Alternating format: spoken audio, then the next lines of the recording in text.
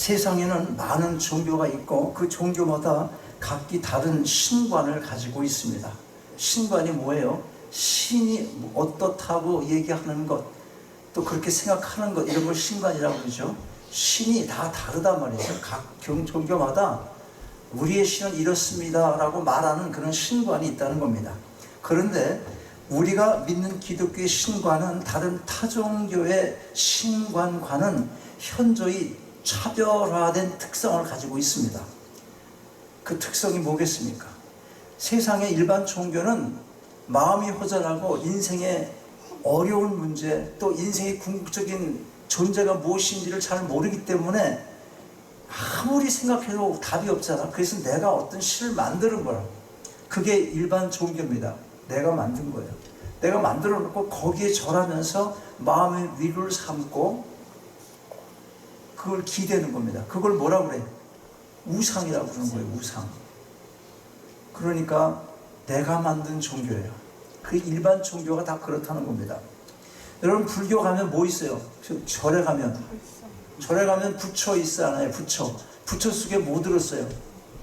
들었어요. 요새는 돈 들었어. 거기 요새는 거기다 돈을 보관하고 그래. 보물도 넣고.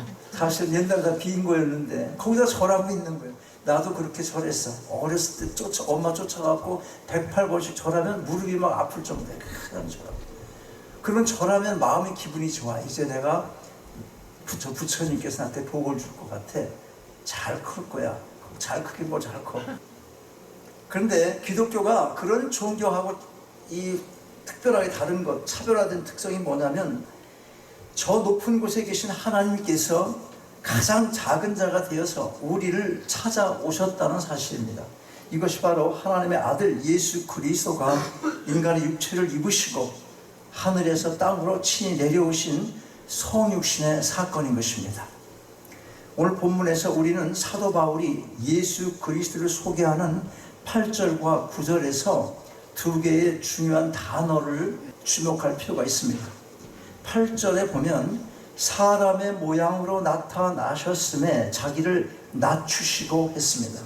여기서 주목해야 될 단어는 낮추셨다는 것입니다. 다음 9절에 보면 이러므로 하나님의 그를 지극히 높여라고 했어요. 여기서 주목해야 될 단어가 뭐겠습니까? 높인다는 거잖아요. 낮으신 분, 그리고 높인다는 것. 이 두 단어가 중요합니다. 높이시는데 그러면 얼마만큼 높이십니까? 9절 후반을 보니까 모든 이름 위에 뛰어난 이름을 주시겠다고 하십니다. 그리고 모든 피조물들이 그의 이름 앞에 무릎을 꿇고 그를 주님으로 시인하게 될 것이다. 그렇게 말씀해요.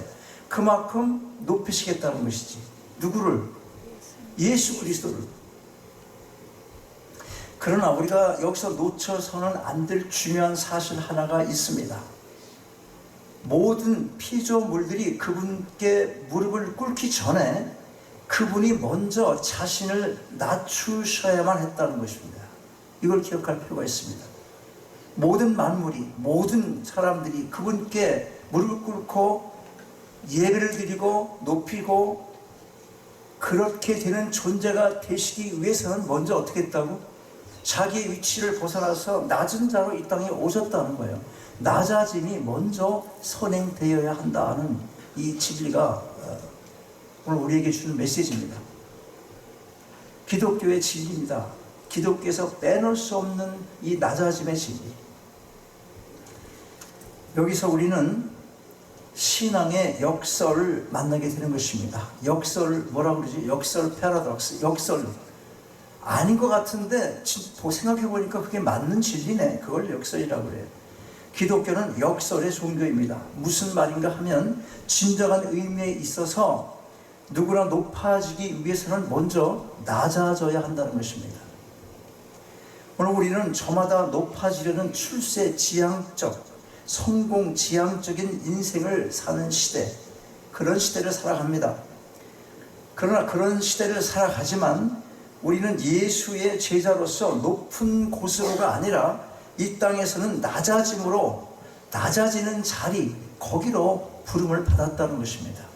적어도 이 땅에서는 그렇습니다. 낮아져야 하는 것입니다. 그렇다면 이 낮아짐의 자세로 살기 위해서 우리가 알아야 할 중요한 점 두 가지, 이걸 알아야 돼요. 첫째는 주님께서 낮아지신 이유가 무엇인가 하는 것, 그걸 알 필요가 있습니다. 둘째는 낮아지심의 실제적인 삶이 무엇이었나 하는 것이에요. 자, 그럼 먼저 주께서 낮아지신 이유가 무엇이겠습니까? 첫째로 우리를 섬기시기 위해서 낮아지신 것입니다. 본문 7절을 보면 예수 그리스도는 근본 하나님의 본체이세요. 본체. 그럼에도 불구하고 하나님과 동등됨을 취하지 않으셨어요. 아니, 오히려 자신을 비우시고 이 땅에 오신 것은 종의 형체를 갖기 위해서였던 것입니다.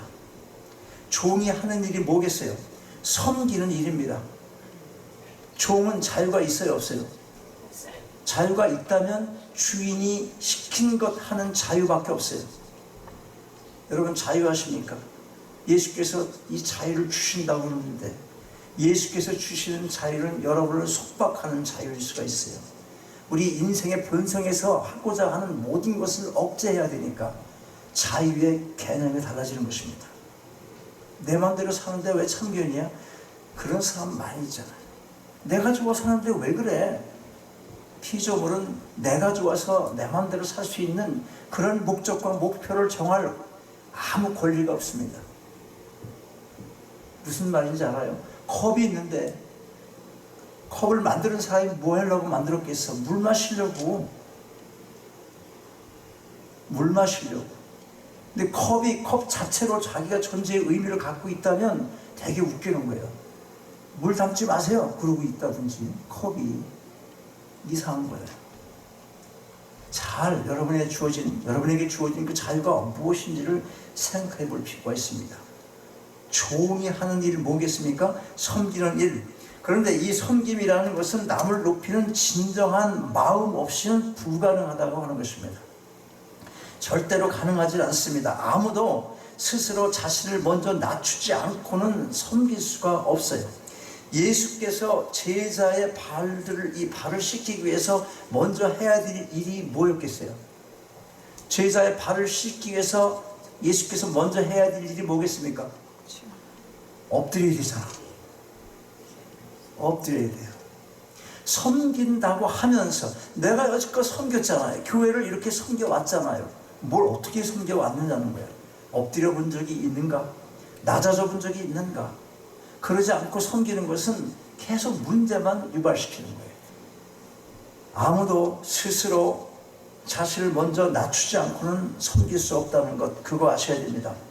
그런데 여러분, 이처럼 자세를 낮추는 것이 섬김을 향한 진정한 마음이 있다면 그렇게 어려운 것이 아니라는 것, 이거 우리가 알 필요가 있습니다. 이 말은 자신을 낮추기를 거부하는 사람은 결코 섬기려는 마음이 전혀 없다는 의미이기도 한 것입니다. 마음이 문제예요. 마음이. 우리의 예배도 마찬가지입니다. 예배의 본질이 섬김에 있기 때문에 섬김의 마음과 자세가 먼저 필요한 것입니다. 만약에요, 섬김의 마음으로 자신의 낮아짐이 없다면 말씀을 들을 때도 말씀을 들은들 무슨 은혜를 기대하고 무슨 역사를 기대할 수 있겠습니까? 가치 없는 말로 들린다면, 지나가는 사람이 무슨 말하면 여러분 그거 듣고 뭐 굉장히 생각합니까? 내가 일단 무시하니까 안 들릴 거 아니야. 옳은 말이라도 안 들리는 거예요. 그래서 여기서 선포되는 말씀에 대한 그런 섬김의 자세, 낮아짐의 자세가 없다면 이 말씀이 내게 들어와서 무슨 기능을, 역사를 할 수 있겠어요? 그리고 찬양도 마찬가지예요. 우리가 찬양을 하는 동안 입 한 번 크게 벌리지 못하고 하나님께 손 한 번 올려드리지 못하는 그런 자신의 모습이라면 조용히 그리고 진지하게 자신의 마음을 점검해 보실 필요가 있습니다. 왜 그러는가 나는? 아직도 자신을 온전히 맡기지 못한 부분, 아니 부분이 아니라 아직도 전체가 내가 하나님께 온전히 마음을 드리지 못하고 있구나. 혹시 그런 건 아닌지, 내 자아가 살아 움직이고 있지 않은지 진지하게 돌아볼 필요가 있을 것입니다. 여러분, 이 땅에서 우리에게 주어진 책임이 무엇이겠어요? 넓은 의미로 볼 때는 이웃을 섬기는 거예요. 섬김입니다. 그런데 먼저 하나님을 올바로 섬기지 못한다면 어떻게 이웃 섬김을 기대할 수 있겠습니까? 하나님을 섬기는 게 뭐냐고요? 여러분, 예배입니다. 예배. 그래서 미국 교회에서는 서비스라고 그러잖아. 서비스 타임 적어놓잖아. 예배.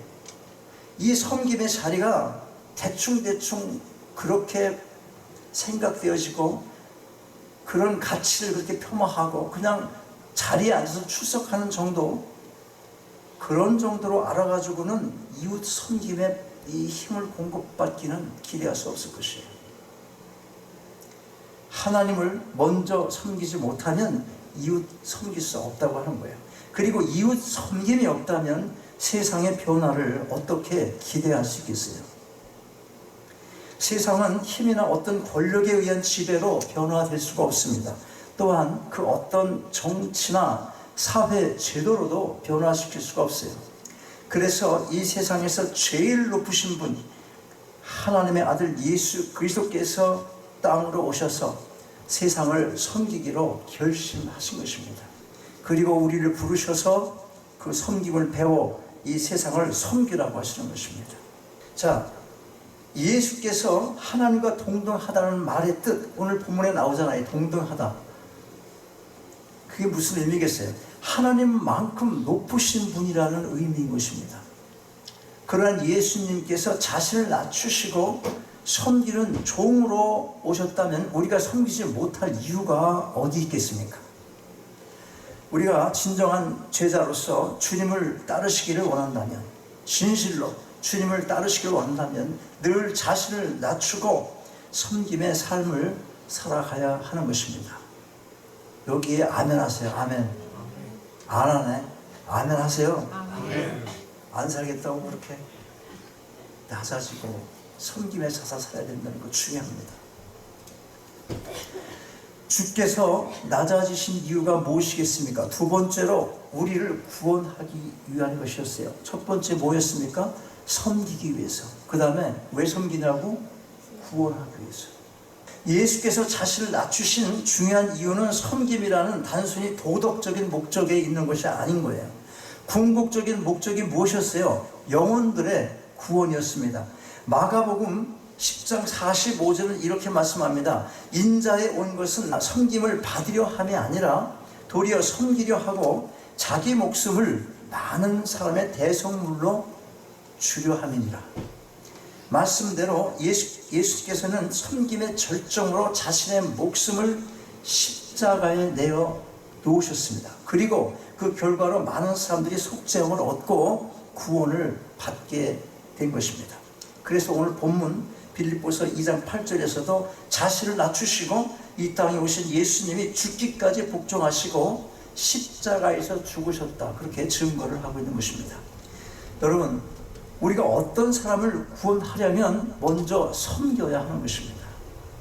우리의 이웃들이 구원받지 못하는 이유 많이 있을 수 있지만 그 중 한 가지는 분명해요. 뭐예요? 섬김이 부족했다는 거예요. 섬김이 그들의 기대치를 미치지 못한 이유, 가장 큰 것입니다. 세상을 살다 보면 믿지 않는 사람들과 함께하는 기회가 있게 마련이에요. 그때마다 굳은 일 많이 보잖아요. 그리고 그런 거 보면 다 피하고 싶은 생각이 들 만한 일들을 보게 되는 것입니다. 그런데 그런 일들이 생길 때 그것이 어떤 죄를 짓는 일이 아니라면 먼저 솔선수범할 필요가 있습니다. 우리가 먼저. 믿는 사람들이 그래야지 믿지 않는 가족이나 이웃들이 감동을 받고 교회에 나올 생각이라도 하지 않겠습니까? 내가 어젯밤인가 오늘 아침인가 잠깐 뉴스 이렇게 틀는데 그게 뉴스가 됐어요. 어느 마켓에서 조그만 아이하고 30대 가장이 물건을 훔쳐가지고 아이 백에다 이렇게 넣는 거 걸려가지고 그거 못 봤어요? 다른 뉴스 못 봐도 좀 그런 거나 좀 보지. 그래, 막 먹을 게 없어가지고 그래서 그 마켓 주인이 어떻게 했어요? 더 오히려 처벌 원치 않는다고 경찰에 신고했을 거 아니야. 처벌 원치 않는다고 그러고 더 그 물건 더 주고 그 경찰이 또 데리고 가갖고 식당에서 밥을 사주는 거야. 이 세상에 이런 세상에 요즘 같은 세상에 밥을 굶는 사람이 있냐고. 사회의 부조리입니다. 그리고 또 어떤 사람이 그렇게 본 사람이 밥을 먹고 있는데 경찰이 밥을 사주고 또 그걸 아까 봤던 사람이 20만 원을 갖다가 준 거예요. 그것이 뉴스화 되니까 막 여러 곳에서 도와주겠다고 그런 일이 생겼어요. 그러니까 나도 애들 데리고 어디가 조금 훔칠까 뭐 이런 생각하는 사람도 있을지 모르는데 그렇게 말씀을 그렇게 적용하면 안 되는 거예요. 아직도 살만한 가치가 있을 수 있다는 거예요. 세상은 복음이면 더 할 것입니다. 우리가 섬기면 무슨 일이 안 일어날 수 있어요. 기적이 일어나는 거예요. 기이한 일들이 일어날 수 있는 것입니다. 지금 크리스마스 때 연말에 우리가 도와야 될 손길들이 얼마나 많은지 몰라요. 마음만 갖고 있었던 것 있었잖아. 1년 내내 조금이라도 그런 손길, 그게 바로 섬김의 자세니까 좀 풍성해질 수 있으면 좋겠어요. 섬김이.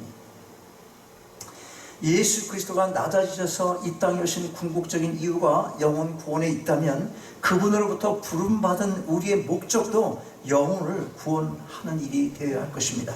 영혼 구원의 열정을 가지시기 바랍니다. 그러면 우리가 살펴볼 큰 두 번째 뭡니까? 예수 그리스도의 낮아지심의 그 실제적인 삶이 무엇이었나 하는 것입니다. 첫째로 자신을 비우셨다는 것입니다.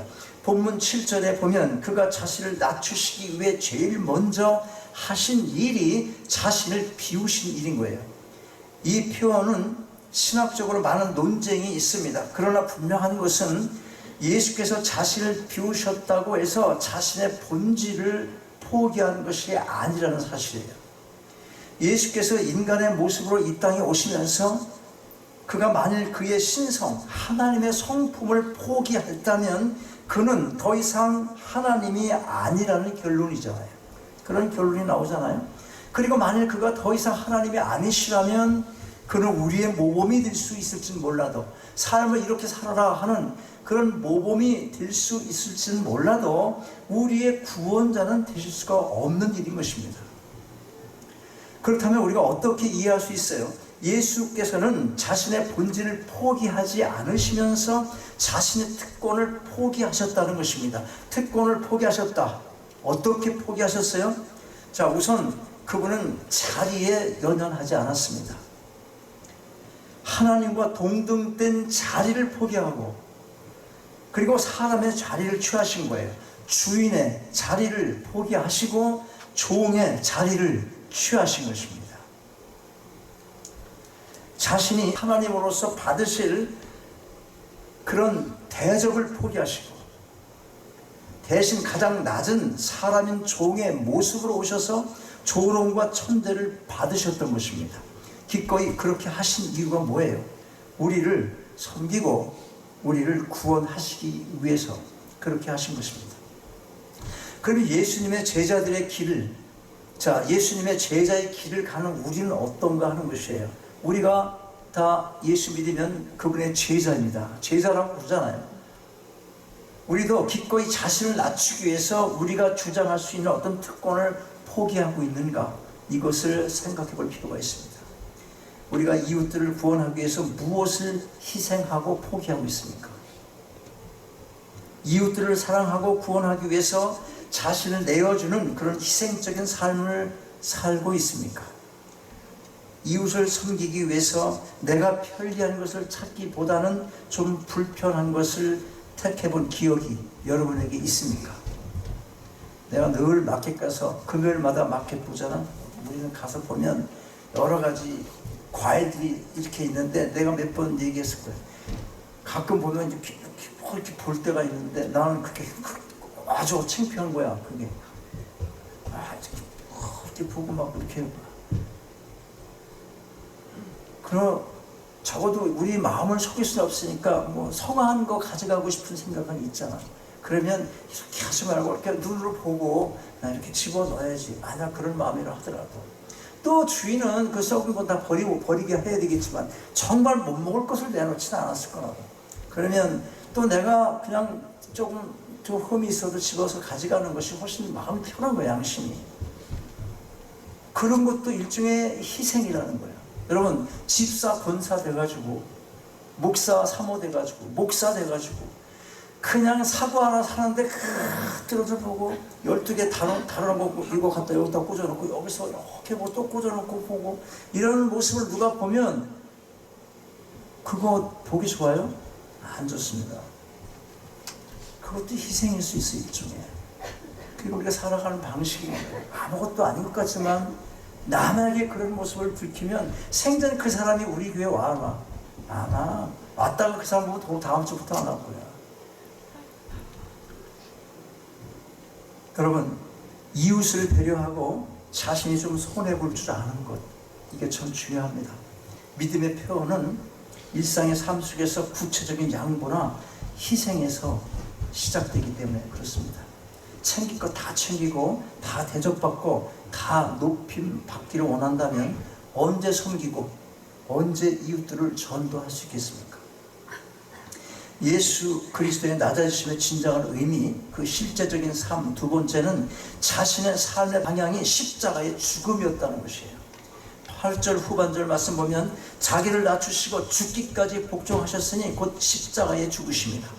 예수님의 십자가의 죽음은 단순히 타인의 가학적인 순교가 아니었어요. 하나님께 복종하시기 위해서 그렇게 하신 것입니다. 십자가를 단순히 고난의 도구로만 봐서는 안 될 이유가 바로 여기 있습니다. 예수께서 십자가에 가신 이유, 거기서 못 박히신 이유, 그것은 그분을 이 땅에 보내신 하나님의 뜻이었던 것입니다. 인류를 구원하시기 위한 속죄 양으로서 그는 하나님의 뜻을 이루시기 위해서 십자가에서 죽으신 것입니다. 영혼을 구원하기 위해서, 그리고 무엇보다 그것이 하나님의 뜻이라면 나는 얼마든지 죽을 수 있다는 것, 그것이 바로 예수님의 순종의 삶, 복종의 삶이었던 것입니다. 문제는 오늘을 사는 우리의 모습인 것입니다. 하나님의 뜻을 이루기 위해서 자신의 권리도 자리도 포기하고 십자가에 매달리는 종의 모습이 우리에게 있느냐 하는 것입니다. 여러분, 우리가 죽으면 이웃들이 살 수 있을 것입니다. 고린도전서 15장 31절 말씀 기억하십니까? 사도 바울 이렇게 말합니다. 형제들아, 내가 그리스도 예수 우리 주 안에서 가진 바 너희에게 대한 나의 자랑을 두고 단언하노니 나는 날마다 죽노라. 나는 날마다 죽노라. 죽는 길이, 죽는 것이 사는 길입니다.